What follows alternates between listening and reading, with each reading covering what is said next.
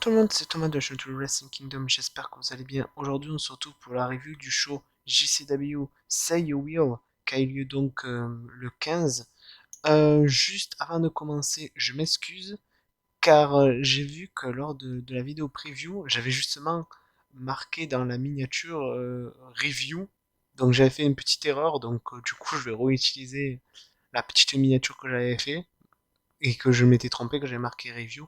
Voilà, c'est juste pour me corriger parce que j'ai vu que j'avais fait cette bêtise et je m'en étais pas rendu compte. Donc, pour ceux qui voient marqué review sur la preview, c'est juste que c'est une erreur en fait.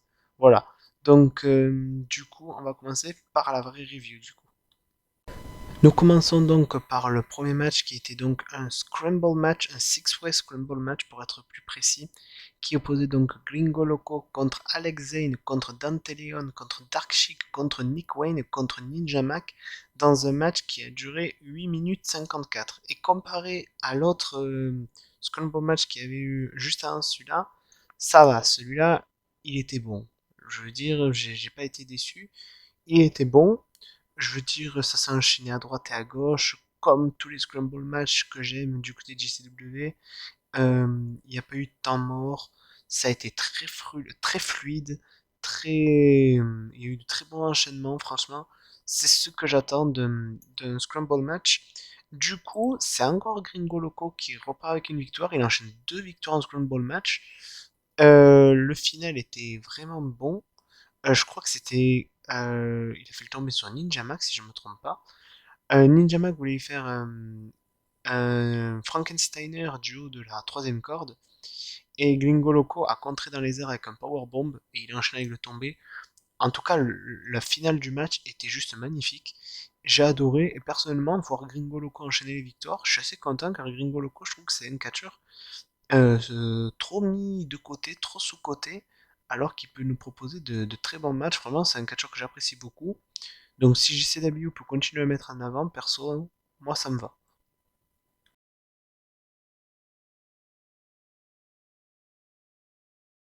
Nous enchaînons avec un match que j'avais assez hâte de voir. C'était donc Tony Deppen contre Speedball Mike Bailey qui effectuait donc ses débuts du côté de la JCW dans un match qui a duré 12 minutes 04.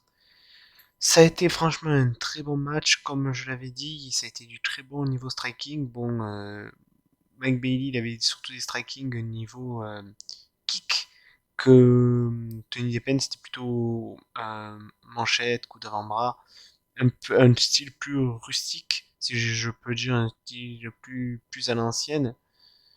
Du coup, ça a été victoire de Speedball Mike Bailey au bout d'un match qui a duré, je sais pas si je vous l'ai dit, 12 minutes 04. Donc non, franchement, belle petite prestation pour ses débuts du côté de JCW. Personnellement, moi je connaissais déjà Mike Bailey, j'avais vu un petit peu caché à droite et à gauche, donc je savais qu'on allait avoir un match très intéressant. Et Mike Bailey, je trouve qu'il a une particularité, c'est que peu importe s'il va gagner le match, peu importe s'il perd le match, il arrive tout le temps à mettre en valeur ses adversaires. J'ai jamais vu un match de Mike Bailey où, disons, il a porté toute l'attention sur lui. Je veux dire, il arrive à faire briller son adversaire, à se faire briller lui. Et c'est ça que j'apprécie beaucoup chez Mike Bailey. Donc, non, franchement, très bon match, rien à dire pour le début de Mike Bailey du côté de JCW. Et j'ai hâte de voir la suite pour lui. Nous enchaînons par un autre match qui était pour moi un dream match, qui opposait donc Blake Christian contre Bandido dans un match qui a duré 19 minutes 10. Donc déjà, premièrement, il y a un truc que je ne comprends pas, c'est que j'ai vu sur les réseaux sociaux beaucoup de personnes critiquer le match et dire que c'était le moins bon de la soirée. Euh, bon, c'était pas le meilleur, mais c'était loin d'être le pire, quoi. Moi, je dirais qu'il était dans mon top 3 des meilleurs matchs de la soirée. Donc, franchement, si vous avez vu le show et que vous n'avez pas aimé le match, euh, expliquez-moi en commentaire pourquoi. Parce que pour être honnête, le match était bon, voire même très bon. Donc, franchement, non, j'aimerais vraiment qu'on m'explique pourquoi il y a des gens qui n'ont pas aimé ce match. Euh, Peut-être parce qu'ils s'attendaient à plus, mais bon, malheureusement, il y avait d'autres matchs derrière, donc ils étaient limités vers en termes de temps. Mais je veux dire, quand même, ils nous ont quand même sorti un excellent match de 19 minutes et des poussières. Euh, Pourquoi pas avoir aimé le match? Je comprends pas, parce qu'il y a eu, je veux dire, il n'y a pas eu de botch, ou alors pas des gros botch. Enfin, en tout cas, j'en ai pas les souvenirs. Donc, non, franchement, le match, il m'a pas déçu du tout. Au contraire, il m'a même beaucoup plu. Victoire de Blake Christian, que je trouve assez logique, suite au fait qu'il doit affronter Jonathan Gresham au Hammerstone Ballroom. Bon, je sais que Manjito a affronté aussi Jonathan Gresham à Terminus, mais j'ai pas encore vu le show. Donc voilà, je pense me le regarder demain parce que aujourd'hui j'ai vraiment pas eu le temps. Normalement aujourd'hui j'aurais dû vous sortir les deux reviews, mais j'ai pas eu le temps. Donc bon, bref, ça on s'en fout. Non, ouais, comme je dis, le match était vraiment bon. Donc je comprends pas. Si vous avez pas aimé le match, comme je dis, dites-moi en commentaire pourquoi. Parce que là, honnêtement, je vous comprends pas. C'est soit les gens qui ont pas aimé le match qui sont bizarres, soit c'est moi qui suis bizarre. J'en sais rien, mais en tout cas, le match était très bon. Nous enchaînons donc avec le prochain match, et d'ailleurs en parlant de Jonathan Gresham, ça a posé justement Jonathan Gresham contre la légende vivante Tukol Scorpio, et le match était pour le Air Rage World Championship, dans un match qui a duré 13 minutes 58, et les commentateurs ont dit la même chose que ce que j'ai dit dans ma preview, c'est que ils avaient hâte de voir le match pour voir si Tukol Scorpio allait gérer niveau Pure Wrestling Rules, et honnêtement, même s'il a fait plus de voltige que de technique, en sachant qu'il a fait du technique dans le match, mais que sa spécialité est plus le high fly, il a quand même su se démerder. Mais bon, je m'en doutais, le mec c'est un vétéran. Voilà, de toute façon, tout Scorpio, je sais que c'est un excellent catcheur. Et comme je le dis, bordel, je comprends pas pourquoi il est pas autant connu qu'un Rey Mysterio, qu'un Jericho, qu'un Juventud Guerrera, qu'un Psychosis, qu'un Chris Benoit, qu'un Brian Pillman Jr. Brian Pillman Jr. Brian Pillman, pardon. Donc voilà, je comprends pas, hein. Le mec il nous a sorti un très bon match, je dirais peut-être un de ses meilleurs matchs du côté de JCW, alors qu'il a fait quand même des excellents matchs du côté de JCW. De toute façon, quand t'affrontes Jonathan Gresham et que t'arrives à lui tenir tête, c'est que t'es un grand, quoi. C'est que voilà. Pour moi, en fait, tous les matchs de Jonathan Gresham sont excellents. D'ailleurs, Jonathan Gresham a conservé le titre. J'ai envie de dire assez logique, assez prévisible. Je m'en doutais. Mais le match a été plus que correct. Et à la fin, bien sûr, il y a eu Blake Christian qui a fait un face-off et un serrage de main en vue de leur futur affrontement au Hammerstone Ballroom qui aura lieu donc la semaine prochaine. Nous enchaînons donc avec le prochain match qui était pour le GCW Extreme Championship, composé donc le champion PCO contre AJ Gray dans un match qui a duré 14 minutes 50, et franchement le match a commencé direct. Je veux dire, AJ Gray a pas eu le temps de monter sur le ring, que PCO lui a fait un Tompe Con Halo à l'extérieur, ça s'est battu un peu partout, hein, dans le ring, dans le public. Ça a été assez brutal et extrême, hein. Vu le nom du titre, voilà, ça a été vraiment extrême le match. Bon, c'est pas parti en mode deathmatch non plus, mais c'est resté quand même assez extrême. Et honnêtement, à la surprise générale, enfin moi personnellement j'ai été surpris, et j'ai Grey qui bat PCO. Surpris du sens que j'avais été spoilé d'un petit truc du show. Euh, et j'ai été surpris qu'il n'y ait pas eu autant de personnes qui aient parlé de ce moment. Parce que bon, il y a quand même eu un changement de titre. Eddie Gray, ce n'est pas n'importe qui. PCO non plus. Donc, PCO qui permet qu'il fasse Eddie Gray, je sais pas, c'est quand même quelque chose de gros, d'après moi. Et qu'il n'y ait pas autant de sites qui en aient parlé. Hein. Alors que je poste des news sur mon groupe Catch Info. J'avais vu un truc qui s'est passé, qui est pour moi un truc bien, enfin bien, qui a eu de l'impact, mais pas autant que ça. Ils en ont parlé sur le site de news, que ça, j'ai vu aucun site de news en parler. Donc, je suis assez un peu étonné, mais en tout cas, assez content, personnellement, en espérant que malgré tout, on continue à voir PCO du côté de CW, même si je sais qu'il a signé du côté d'Impact. Rien n'empêche l'autre, j'ai envie de dire, mais bon. À voir, mais agréablement surpris.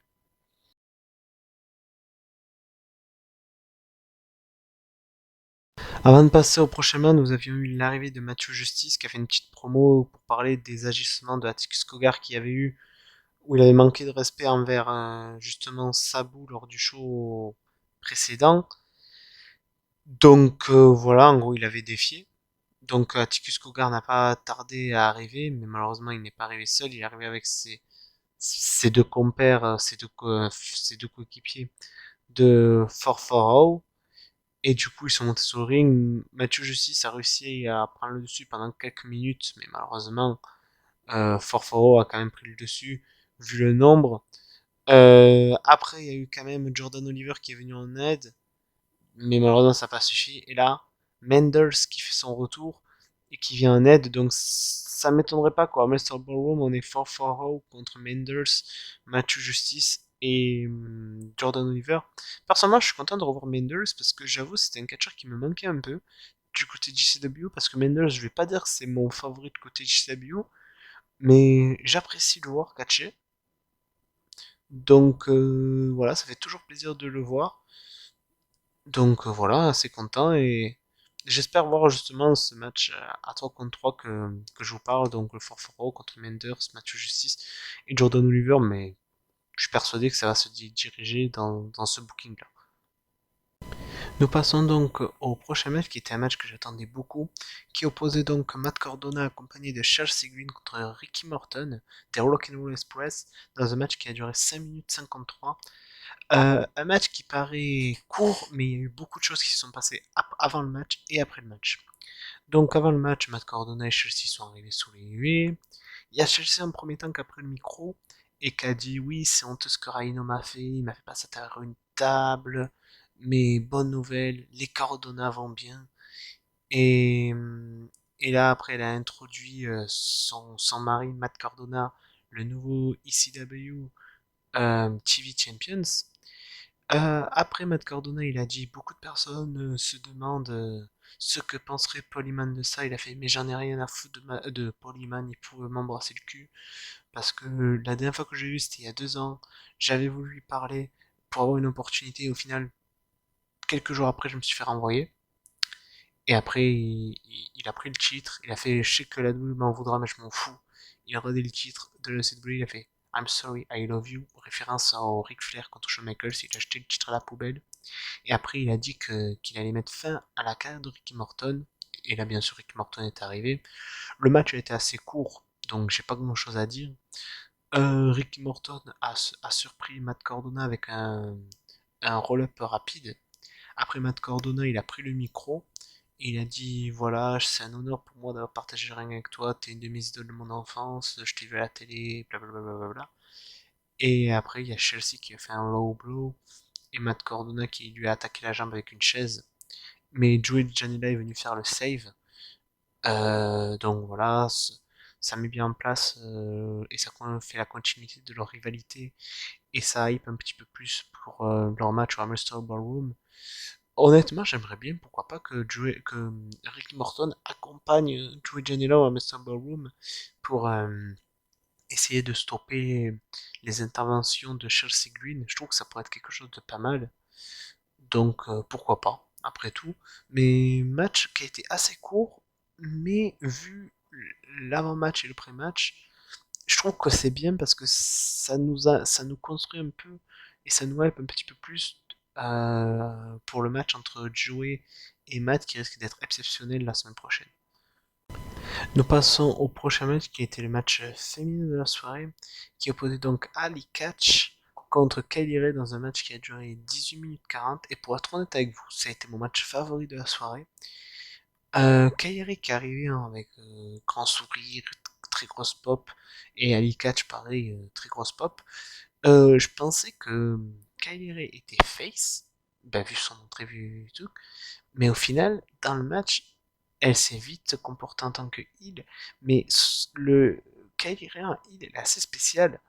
Car elle est toute gentille, toute polie, toute souriante.